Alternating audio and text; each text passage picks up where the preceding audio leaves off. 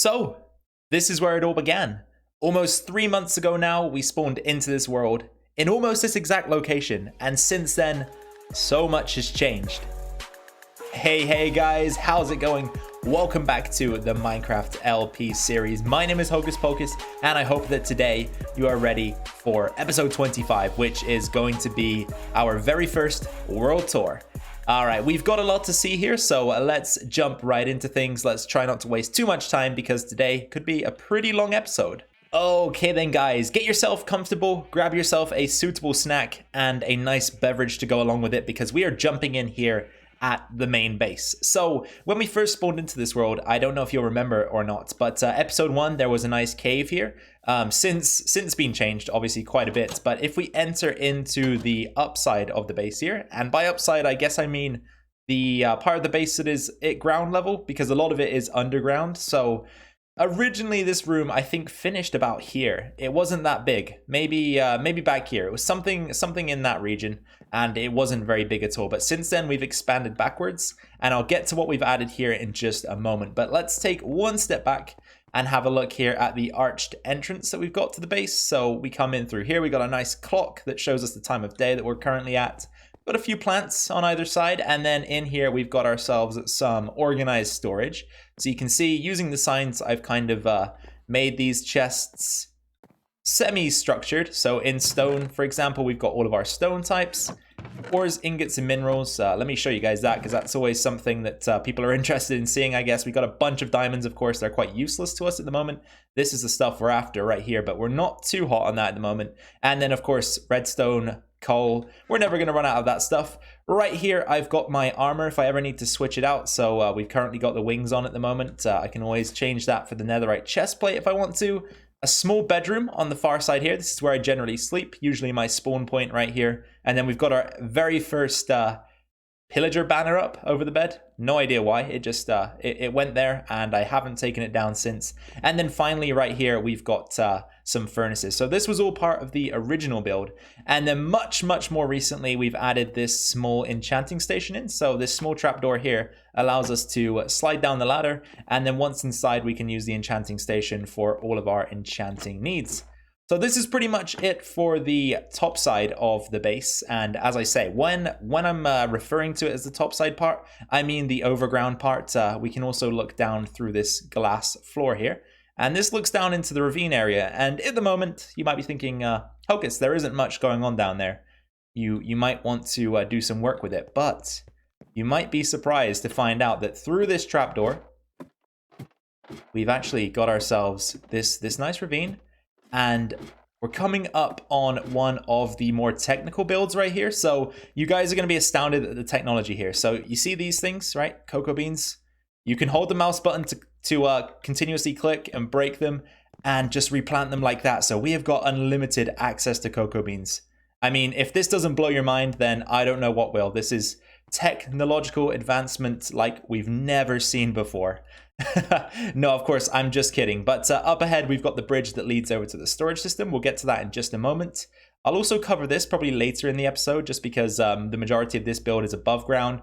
But back here, we've got ourselves a small furnace setup. So the way in which this works is that, first of all, you'll place anything that you want to smelt in the 2 minecarts at the top, split it evenly amongst the 2, pull the lever, and they will distribute items evenly amongst the furnaces here.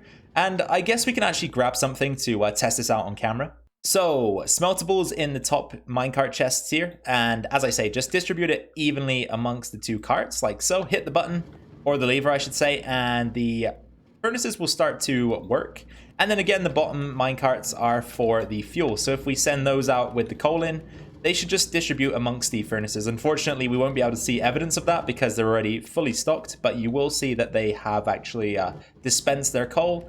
And then finally, everything on both sides is collected into these 2 chests. So we've got 11 furnaces on the left, 11 on the right. That means 22 items can be smelted simultaneously in this small room. So not bad, if I may say so myself. Now heading out, we can take a walk across this quaint little bridge that connects one side of the ravine to the other. So in this world, we've actually got 3 ravines connected. There's one right here, this one that intersects it, and then there's actually a one that is joint to the end of this ravine just around the corner there. You can't quite see it at the moment, but it is there. And I will go quiet for just a moment because this pressure plate right here is going to activate a small contraption in the storage area.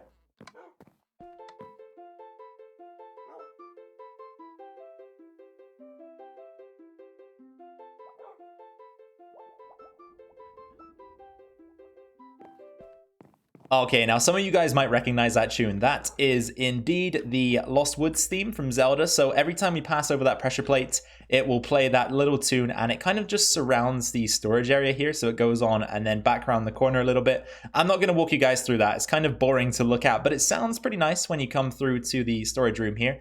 Now, this one is slightly different. So each chest is actually categorized by an individual item, but these compartments are categorized a little bit more generally. So this one right here is food and agriculture, but you can see it's broken down into individual pieces. So right here, we've got our chicken, we've got our steak and beef right there. And then once again, another example, ores, ingots, and minerals. We've got ourselves our iron chest, gold chest, diamonds, of course. And again, I'll show you guys that because I think a lot of people do like to see that for some reason. But again, we've got a bunch more diamonds here, something we're never going to run out of.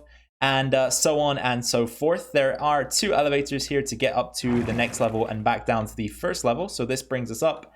And then again, same type deal on top, same carpet pattern, and we can head right back down. And here is Fluffy and Fluffy. So I wasn't creative enough to come up with 2 separate names. So we've got Fluffy 1, Fluffy 2, Fluffy 1, Fluffy 2, and vice versa. You know, those guys, they're great, and they love me a lot. I love them too.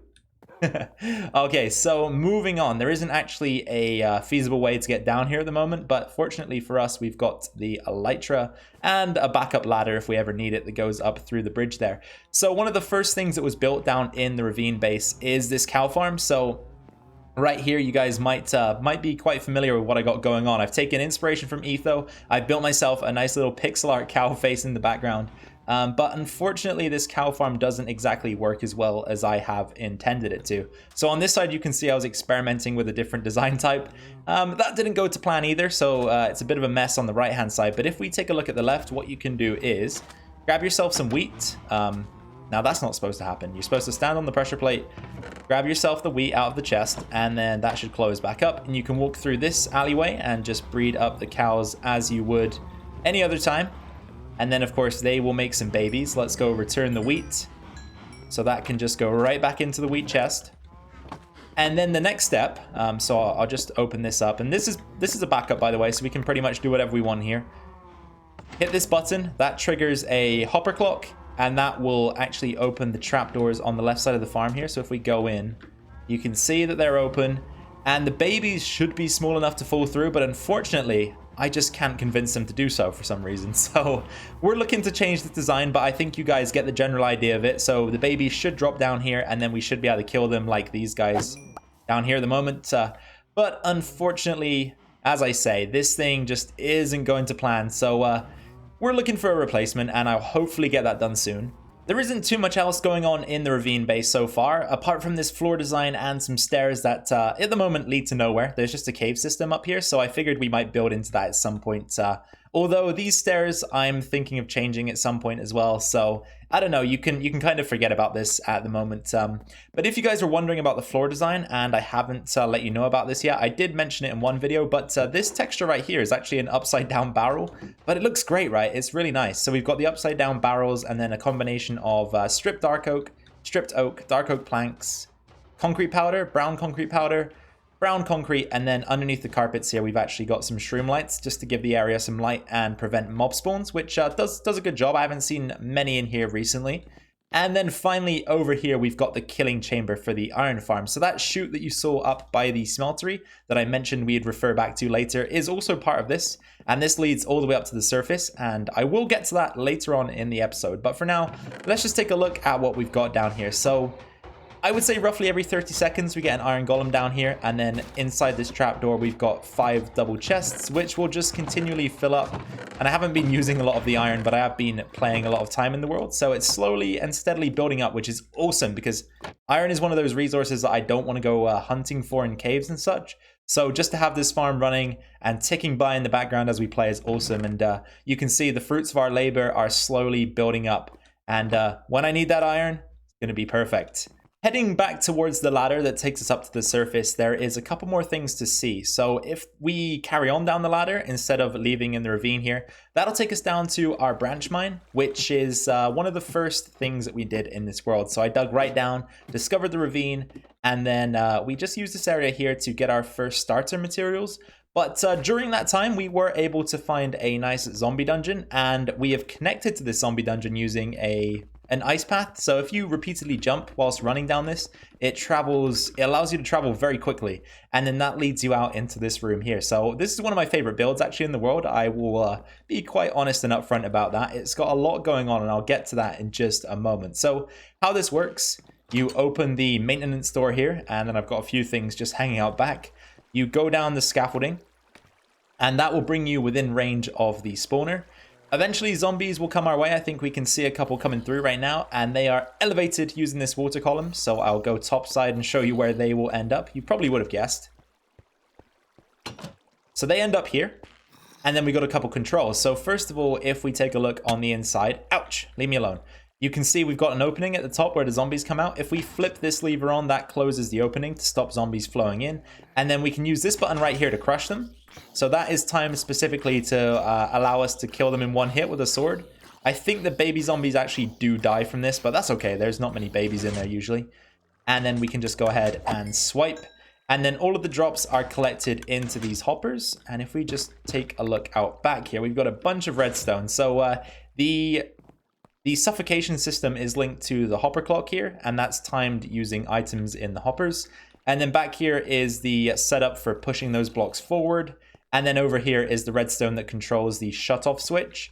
That's pretty much it, aside from this little contraption. So this is an automatic item dispenser. Anything that goes into the system will be pumped out of this dropper, and that flows to the back here, and then just under into an item elevator, which is created using a water column, a soul sand water column. That elevates the items. They are sent around the back of the farm here. And then first of all, rotten flesh is filtered into this silo here, so we can grab a bit of that for another demonstration. And then on the following side, we've got just a bunch of miscellaneous storage. Now, I don't think we'll ever fill this up, but there are quite a few chests there. And then over here, we've got this dude. This is our cleric villager. He has been cured, so he's got the best trades possible at the moment, or the best trades possible for him. So he's got all of the reduced prices. And we just use him to trade the rotten flesh for emeralds that we spend in the village nearby our base. And then on the sides here, we've just got some potion ingredients so that we can make potions to damage the zombies in the system here. All right, so before we go, I've got one more thing to look at, and that is this guy right here. So this is our crafting setup. We should have books in here to enchant with, but I haven't got around to bringing any over yet. And then if we ever want to do an enchantment, we can just hit this button. That provides us with 3 lapis, and then of course we can go down and just throw together an enchantment in the table. Should probably also note that there are 2 things right here as well, a grindstone and an anvil, and then finally just a nice little ender chest here in case we ever need that. But that is pretty much it for the zombie farm. Let's head back to the main base.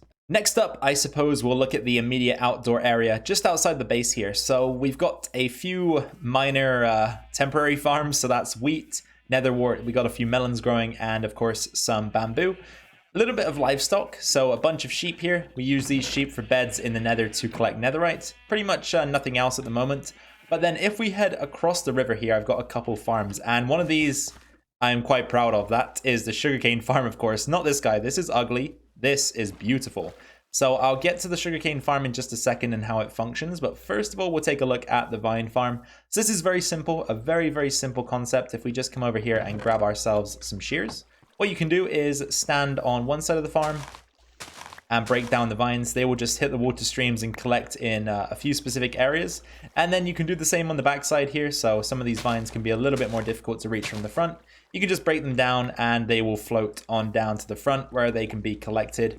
Very simple, very easy, quite boring. So let's move on. Next up, we've got ourselves the sugarcane farm. And I love the design of this thing. I love the way it works. Just everything about it is awesome. So before we show the function of it, let's actually take a walk around the outside. So we've got this little pathway with some fences and some lampposts every now and again to light it up at night.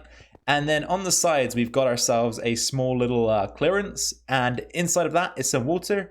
bit of grass, you know, a few extra textures and some sugarcane in there as well. And then we've got this small little bridge at the back, and I'll explain what that does in just a moment. But let's get round to the front here and just see where the blade is.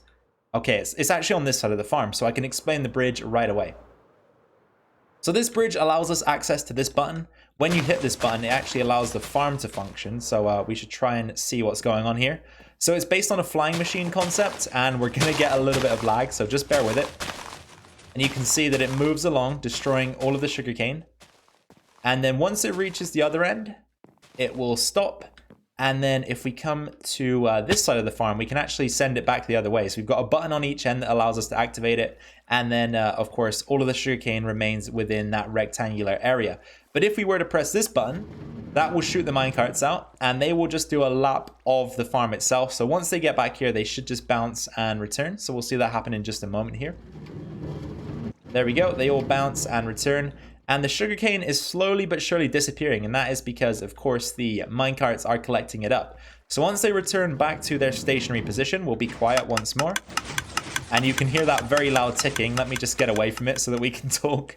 But what's going on there is, once again, there are automatic droppers set up that will just fire the items into a water stream, and they will be collected in a centralized location. Now, let's go and see where that centralized location is. I think it's right here. We actually don't have a proper setup for it just yet. No, I was right, but it all gathers up in this chest here, and we're actually picking a lot of it up. Don't really want to be doing that, so let's get on out of here and see what else we can see outside. So this was our original tree farm right here. Nothing really special to look at, but we've got some dark oak growing right here, some birch trees, some oak trees, and then we did have some spruce trees as well in the area, but I've since cut them down. And that is pretty much it for this part. Let me just get an aerial view of the location, because like I say, I really enjoy this sugarcane build and I want to showcase it to you guys properly. So take a gander at that and tell me it isn't amazing. I love it. Just for reference, we'll begin this clip atop the sugarcane farm. If we're to fly out underneath the floating nether portal and out to the ocean, you'll soon be met with this guy. So this is our mob farm, and it's currently incomplete, believe it or not. It's got 2 out of the 5 sections finished, so it's about 40% complete at the moment. We're going to have an extra 3 towers, so I'm hoping to have this one as the central tower, and then there'll be one here, one there, one on this side, and then we have this one already in place. So a total of 5. But what happens here is mobs, they fall down, hit these hoppers, immediately die, and then all of their items are collected up. But they are at the moment kind of rooted to certain positions. So where the corners are is where the drops will eventually make their way. So you can see that on all of the 4 sides, we're actually building up a bunch of different drops. So this farm is actually capable of spawning every hostile mob type pretty much, aside from Enderman being one of the popular ones that it doesn't spawn. And then down here, we've just got a few shulker boxes with random building materials in and not much else. But as I say, we're looking to expand this and then have some sort of mini base out here that will connect to our main base back there.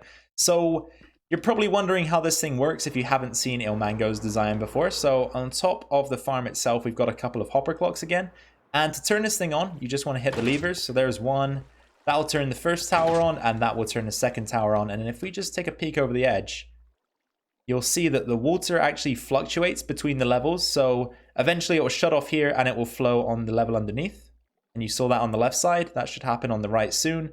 And then any mobs that we're able to spawn will actually fall out of the farm, hopefully to their doom. I mean, in this situation, they're actually falling into the water, which probably isn't a great idea. So to make this farm more efficient, you should actually stand up there at the AFK spot, but it does work from here, just a little bit less efficiently, as I say. But that's how that works, and it's pretty great. You know, 5 minutes here, you can get a bunch of drops. So I'd hate to know, or actually I'd love to know probably, but you know, in terms of the amount of items we're going to have to filter through, I'd hate to know how much this thing is going to produce once I've got all 5 of the towers set up. But as I say, this is going to be the base, the location of a future base expansion that we're looking to do. Something water themed, I'd imagine, since we're out in the ocean. But this thing is really, really awesome. Now let's take a trip back to the mainland and see what this thing right here is. And if you guys are fans of Ethos Lab, which I wouldn't doubt, you know, everybody is nowadays, you might already realize what's going on here. But this is in fact our tree farm, and it's TNT based. So the way this thing works is, first of all, you grow the trees, which you can see we've already done. Then you want to grab yourself some shears, and you can see from this chest here that this thing is very, very fruitful. You take the water elevator up to this platform. You want to drop on the inside of this block. Just make sure you're lined up with the piston head here. Carve yourself all the way down to the bottom. You'll be automatically sent back to the top. Take a step back and just watch the fireworks.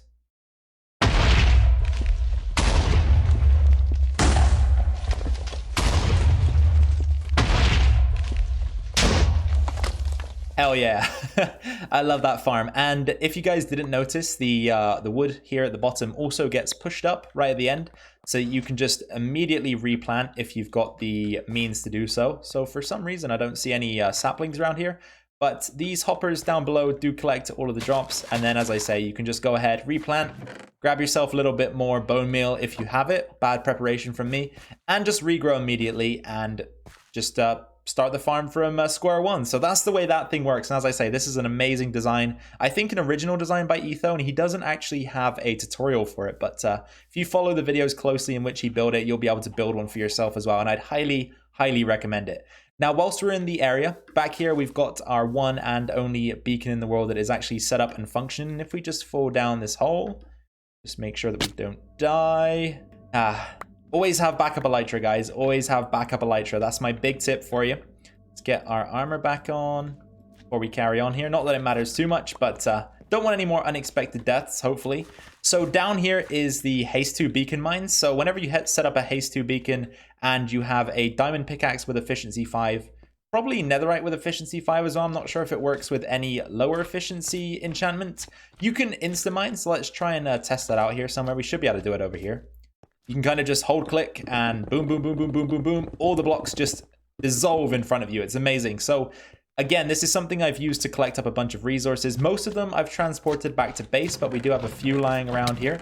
And of course, this is somewhat involved with a slime chunk. So this dude is not going to leave me alone. I'm trying to evade him for just a few more seconds.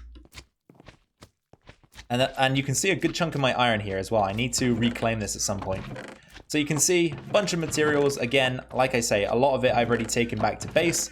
But this is the Haste 2 beacon mine and the one and only beacon in the world at the moment.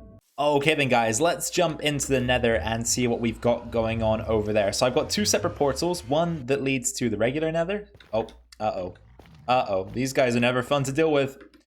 I'm out of here. Okay, perfect. So let's take a look at what we've got going on here. Now, I believe this was an original design at the time. I'm not entirely sure. It might still be. I know a lot of people are using a similar type design. But this is our bartering station, and it's pretty much automatic. So what you need to do is just pop your gold in, hit the button, and that should dispense some gold. He'll pick it up, and then the next piece waits on the pressure plate. As soon as he makes the trade, he'll pick up that piece. That will again fire the dropper to send another piece down to him, and so on and so forth. And then everything that he throws out to us will be collected right here, and we can just come by and use him whenever we need him. But at the moment, I haven't really found much of a use for the bartering. I guess in the future, with our gold farm, which we'll see in just a moment, we can make more use of this. But for now, it is pretty much just a sitting duck in terms of a build. I don't really get much use out of it. And whilst we're over here, let's take a quick look at our netherite mine. So this is where I've mined every single piece of netherite so far, bar one, I believe. I found one whilst mining for some magma blocks, which was quite cool and surprising. But beds are your friend when mining for netherite. So all of this space is being cleared out by trying to sleep in the nether, thus exploding the bed. And let me tell you, beds do a lot of work for you. So if you can't get access to TNT, get yourself a nice little sheep farm going and you can have something like this. I've actually got like 3 branches of this place. It's pretty darn big. And let me tell you, I haven't got a lot of netherite to show for it. I mean, all of our tools and weapons are netherite, as you've probably seen by now. But in reality, I haven't got much remaining. So yeah, there is a lot of work to be done when it comes to netherite. But you can see I've already put a good amount of work in. Still a lot to do though, still a lot to do. From the first nether portal that leads to the regular nether, you can head right up into the sky and over to this guy. Oh, nice rhyme there. You can have that one for free. And this one takes us to the nether roof as opposed to the regular nether. So if we travel through, you'll see what I mean by that if you guys are not familiar with the nether roof concept. So above the nether, there is just this flat plane of bedrock. And you can use this to pretty much just make a bunch of awesome farms. So the one that we've got going at the moment, if we follow the torch path, leads to this huge scaffolding. And if we fly all the way up, that takes us to our, I believe again, this is an Ilmango design. This is a gold farm, and it uses the zombified piglins. So first of all, we're going to want to just do this and that. That will stop that nasty cart noise. And if we head inside the farm, the AFK spot for this farm is right here. And what we can do to activate it, if I can find it, is just grab the bow, grab some arrows, and fire a single shot at one piglin. Or a zombified piglin, I should say. That will anger everybody in the farm, and these 4 guys in the corners, you'll notice, don't move. So they're kind of stuck in place. They have name tags on them as well, so they can't move. And they will just ensure that the aggro remains on us so that the zombified piglins keep jumping down and killing themselves. So inside of these chambers, we've got, I think, 24 minecarts. And if 25 entities are in the same tile space, they will begin to take damage. So that's exactly what's happening to the pigmen here. They're jumping in, taking damage, and then their experience is being filtered out to me underneath these slabs, and their drops are coming down into these hoppers here and being collected into these makeshift silos that we've got underneath. So of course eventually we'll have a much neater, much tidier, much more efficient storage system, but at the moment I haven't got around to building it. But this farm is amazing. As you can see, I've gained like 21 levels, 22 levels just from being here for a few moments. It's pretty insane. Pretty insane indeed. I actually really like it. Really like this design. We're now approaching the last couple of builds for this world tour. So if we head off this platform and fly over the sugarcane farm, the entrance to the base, we will make our way over to the iron farm. And I'm trying to land on the clock here, so let's hope that we can make that happen. Oh, careful. There we go. All right, so let's try and explain the iron farm here. So this setup right here, I guess, is what I like to call a false village. So the game thinks it's a village. Obviously, it isn't a village. In the middle, we've got a zombie that is holding a piece of rotten flesh, so he will never despawn. And this hopper clock here is powering the pistons. So every now and again, the eyesight or the line of sight between the zombies and the villagers will be broken, which will allow them to sleep.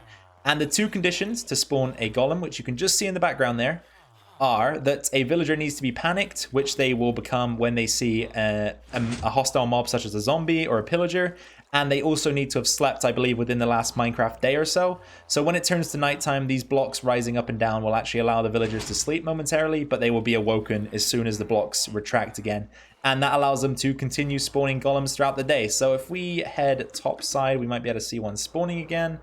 Like I say, they spawn roughly every 30 seconds, so this isn't the most efficient design in the world, but it does a job. So you can see this guy right here is going to be sent down to the secondary stream, and then he will eventually fall down the chute, which, as you know from earlier in the video, passes through the base, and then once he's at the bottom, he's actually down in the ravine, and his drops will be collected up by the chest system that I showcased to you guys already. So pretty neat system, could definitely do with some upgrades. Hopefully I can improve the efficiency of this at some point. For now it'll do, as I say, but yeah, definitely could be expanded upon. Now for the final and most recent build, something that we got to in the last episode. Now this is what we are calling, I think the name I've given it so far is the Arboretum of Gratitude. So if we come into the Arboretum of Gratitude, it's looking pretty good so far, if I say so myself. We've got this nice pathway that runs throughout the trees, and then you might notice we've got a couple signs on the trees here. So before I go any further, let me quickly correct myself. So last episode, I called this guy right here Spezial, and that's actually totally wrong. His name is actually Special. So Special and Christian, they're both from Romania, so I'm assuming that the S's are pronounced differently over there, but the name is actually pronounced Special. I'm sorry about that, Special. There you go. There's your correction. But each of these names on the trees is someone who's contributed to the channel. So right here we've got Jazz. She was a donator. Christian has donated a fair few times. He's got 3 in a row right here. And then we've got Uli, who's donated. And then in these barrels underneath, we also have any comments that they may have left. So Uli left us a message right here that we went over in the last episode.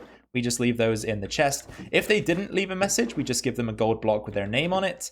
And then we've got Jake right here. He donated. We've got Kiloton. He donated. And then right back here, the Special and Christian trees are for membership. So these guys are channel members at the moment, and they've each got a block for that.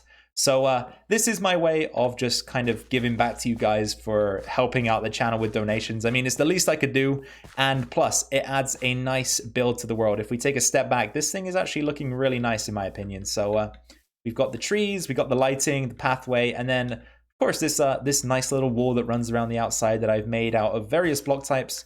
And one nice feature of this wall is that the back side of it, you know, I don't know why I'm so proud of this. This is core Minecraft mechanics right here, but the back side of it is at least 1.5 blocks tall. So unless you're a spider, there's no way you're getting over it. So it's quite mob proof at the moment. Something I thought was quite nice about the design, but obviously for us it's nice and easy to jump over, and it just gives us a little bit of protection whilst we're oh, a cat. Hey there. Whilst we're walking through the arboretum of gratitude. But I just want to say once again a big thank you to everyone who has their name in here so far. I really appreciate it. I love you guys so much, and I just, again, cannot believe that I'm receiving donations and money for playing video games. Kind of surreal. Kind of surreal. Alright then guys, that just about does it for this episode and the very first world tour for this Let's Play series. I hope you guys enjoyed it, and again, this was great for me just to look back at what we've done so far and realize how much progress we've actually made, because sometimes, you know, this world is relatively new still and it still feels like we haven't done too much, but we've done a fair amount, and most of it is really nice stuff as well. We've got a good few farms, some nice builds, and overall we've got great foundations to make ourselves a wonderful LP world here. So again, I just want to say a huge thank you to everyone that has contributed to the channel in any way during this series progression so far. So if you've commented, liked, watched, anything like that, subscribed, you are my hero, and thank you very much for just motivating me to continue making videos, because I do really enjoy it, and I think you guys also enjoy watching them. So it's a win-win situation for all of us. Alright guys, I am going to leave it there. So as I say, I hope you had fun with this one. Take care. Hopefully I'll see you in the next one. If you haven't subscribed already, then that would be awesome. Love you guys. See you in the next one. Bye for now.